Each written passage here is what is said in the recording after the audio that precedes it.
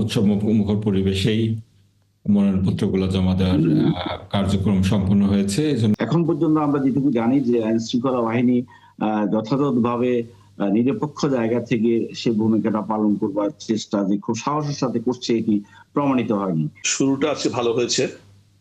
আমরা মনে করি যে এই শুরুটা যদি আমরা শেষ পর্যন্ত ধরে রাখতে পারি তাহলে এবারের নির্বাচন বাংলাদেশের ইতিহাসে সবচেয়ে ফেয়ার, ফ্রি অ্যান্ড ক্রেডিবল হবে। বড় ধরনের কোনো অভিযোগ বা বিপত্তি ছাড়াই সবাই তাদের মনোনয়নপত্র দাখিল করেছেন। এটা আমরা সবাই যেটা আশা করছি যে খুব উৎসবমুখর একটা নির্বাচন হবে, সেই উৎসবমুখর নির্বাচন এটা বলা যায় এটা প্রথম ধাপ আনুষ্ঠানিকভাবে। সেই প্রথম ধাপটা আমরা উৎসবমুখর পরিবেশেই কাটাতে পারলাম। এটা খুব স্বস্তির জায়গা এবং আনন্দেরও জায়গা।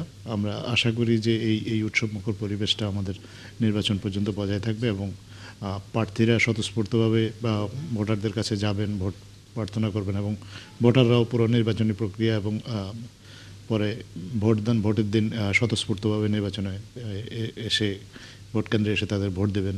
আমরা এই আশাটা করতে পারি এখন। জি, আমরা যদি একটু অতিথিদেরকেও ছোট্ট করে একটু মন্তব্য নিয়ে নেই। এরই মধ্যে ব্যারিস্টার ডক্টর নাজিম মোমেন, আইনজীবী, সুপ্রিম কোর্ট এবং জামায়াত মনোনীত প্রার্থী, তাকেও আমরা যুক্ত করে নিতে পেরেছি। সবারই একটু যদি ছোট করে মন্তব্য নেই। ব্যারিস্টার আব্বাস ইসলাম খান, আপনাকে দিয়ে একটু শুরু করি। যদি 1-2 মিনিটে একটু মন্তব্য জানান। আমরা যেটি আলোচনা করছিলাম শুরুতে, মনোনয়নপত্র জমা দেওয়ার আজকে শেষ দিন ছিল। একটা ধাপ নির্বাচনের পার হলো, এখন যাচাই বাছাই, তার পরবর্তীতে আসলে প্রচারণায় ঢুকে যাবে নির্বাচন। সেই জায়গা থেকে আসলে কি দেখছেন?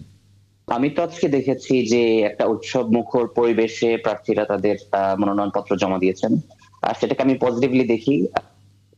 অন্যান্য বারের মতো কিন্তু এবার কোথাও এখন পর্যন্ত আমরা শুনিনি যে বড় কোনো দুর্ঘটনা অথবা হামলা হানাহানি হয়েছে। বিশেষ করে বিভিন্ন দলগুলো যাদের বিদ্রোহী প্রার্থী থাকে সেই দলগুলোর মধ্যে দেখা যায় যে অনেক সময় একটা টান উত্তেজনা থাকে আর কি মনোনয়নপত্র জমা দেওয়ার সময়। কিন্তু আজকে আমরা সেটা দেখিনি, এটা আমরা পজিটিভলি দেখতে চাই। আমরা মনে করি যে আজকে প্রার্থীরা যে পরিমাণ সহনশীলতার পরিচয় দিয়েছেন সেটা যদি কন্টিনিউ রাখেন আমরা একটা সুষ্ঠু নির্বাচন দেখতে পারবো। বাট একটি বিষয় আমি খুব কুইকলি যদি একটু বলতে চাই আর কি, যে আমাদের একটা রেস্ট্রিকশন ছিল 5 জনের বেশি মনোনয়নপত্র যখন জমা দিতে যাবেন 5 জনের বেশি সেখানে যেতে পারবেন না।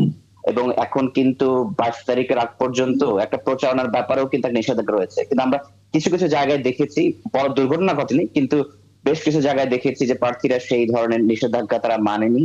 তারা বড় শোডাউন করেছে, তারা লিফলেট, তারা বড় ফেস্টুন নিয়ে তারা এসেছে, অনেক বেশি লোকজন নিয়ে তারা এসেছে মনোনয়নপত্র জমা দেওয়ার জন্য। এছাড়া আমার কাছে মনে হয়নি খুব একটা সমস্যা বড় হয়েছে বিভিন্ন জায়গাগুলোতে।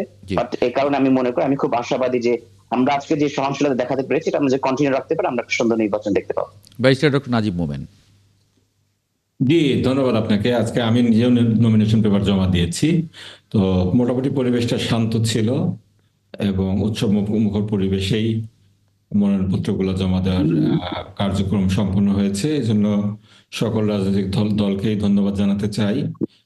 পাশাপাশি মিডিয়া এবং অন্যান্য যে সমস্ত সংশ্লিষ্ট প্রতিষ্ঠান এবং ব্যক্তিবর্গ ছিলেন তাদের যে কোঅপারেশন গুলো ছিল, এজন্য তাদেরকে ধন্যবাদ জানাতে চাই।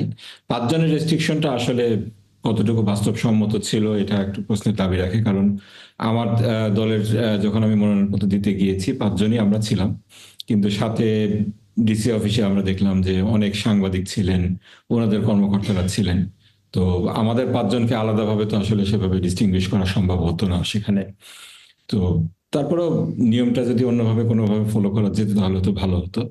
আর শোডাউনের বিষয়টাকে যারা শোডাউন করেছেন, এখানে ইলেকশন অ্যাডজুডিকেটর আছেন, তারা এই বিষয়টা দেখবেন বলে আমি বিশ্বাস করি, আশা রাখি। এভাবে যদি কন্টিনিউ করে এটা ভালো, গণতন্ত্রের জন্য ভালো, দেশের জন্য ভালো।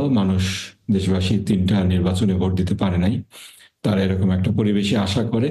এরকম একটা পরিবেশ যদি বজায় থাকে, আমাদের সেই শহীদ হাদির ঘটনার যে ট্রমাটা সেটাকে যদি আমরা পিছনে ফেলে রেখে আমরা সামনে আগাতে চাই, যদিও আমি সেটার বিচার দাবি করছি এবং এটার যত তাড়াতাড়ি সম্ভব বিচার হওয়াটাই জাতির জন্য মঙ্গলকর।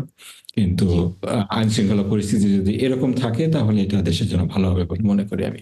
মনে করেন আপনি?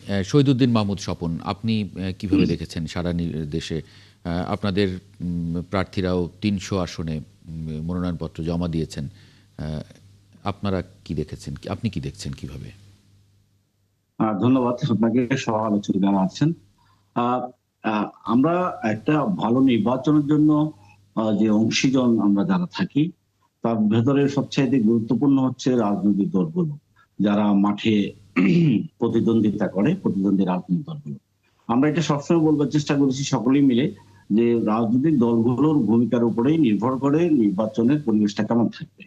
সেই ক্ষেত্রে বলা যায় যে আজকে যেভাবে আমরা যে উৎসব মুখর পরিবেশ দেখলাম, এবং রাজনৈতিক দলগুলো পরস্পরের প্রতি যে সহনশীলতা জায়গাটা, সেটি একটা উল্লেখযোগ্য অগ্রগতি বলা যায় এই নির্বাচন, ভালো একটি নির্বাচন হবার জন্য।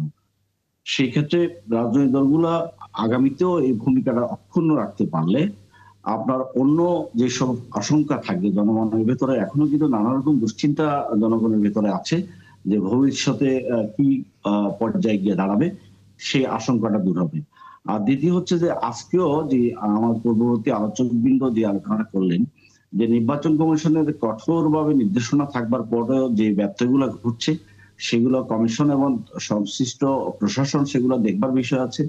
সোশ্যাল মিডিয়ায় আমরা দেখেছি যে বহু প্রার্থী অনেক গাড়ি এবং মোটর বাইক নিয়ে মহড়া দিয়া কি বলে মনোনয়নপত্র জমা দিতে যাচ্ছে।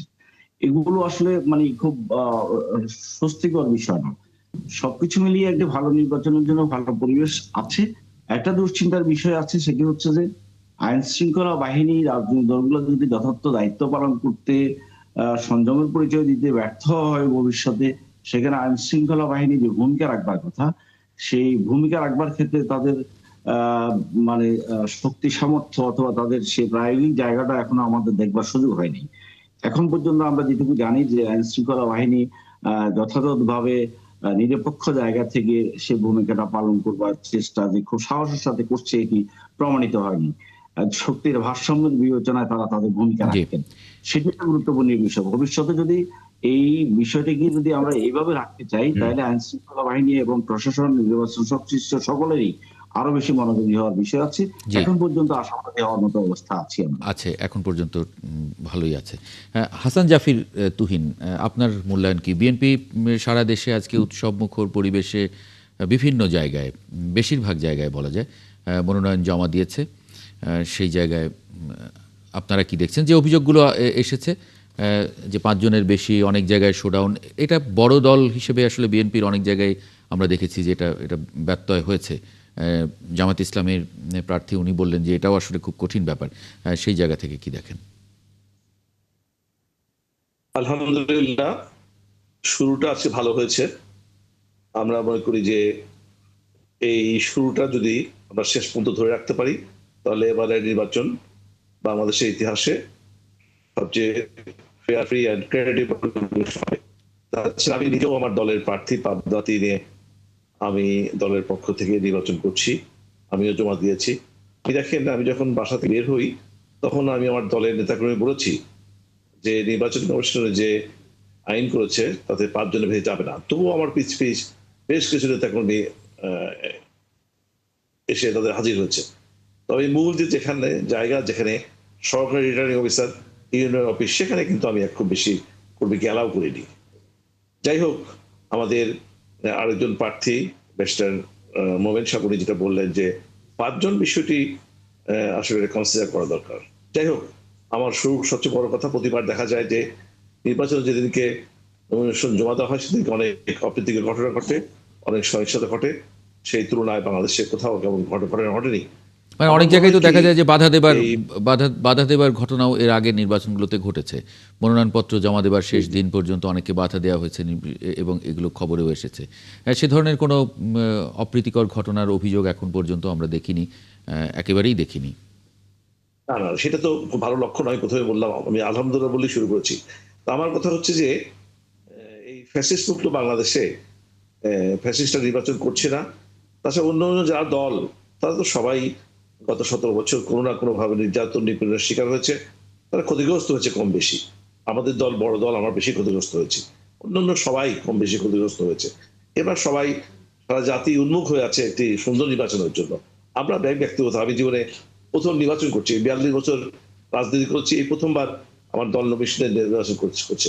আমিও চাই না যে কোনো কারচুপি নির্বাচনের মধ্য দিয়ে আমি নির্বাচিত হই, কারণ আমি মনে করি আমি যেদিকে একদিকে যেমন দলের আদর্শে বিশ্বাস করি, তার চেয়ে একজন মুসলমান হিসাবে আমি মনে করি যে আমার ধর্মীয় রীতিনীতি এটা আমার জন্য বেশি মানে পালন করা বেশি উত্তম। আমি যদি কারচুপি নির্বাচনের মধ্য দিয়ে বিজয় হই, আমার এই 5 বছরের যে সুযোগ সুবিধা, সরকারি সুযোগ সুবিধা, অন্য অন্য সুযোগ, সবগুলো তো আমার জন্য হারাম হবে বা আমার জন্য নৈতিক হবে না। সেক্ষেত্রে আমি মনে করি এইবার সরকার যে সুন্দর উদ্যোগ নিয়েছে, আমি প্রশাসনের মানুষকে জিজ্ঞাসা করেছি বিভিন্ন পর্যায়ে যে সরকারের সিগন্যাল কি, তো সবাই বলেছে সরকার একদম স্ট্রিক্ট।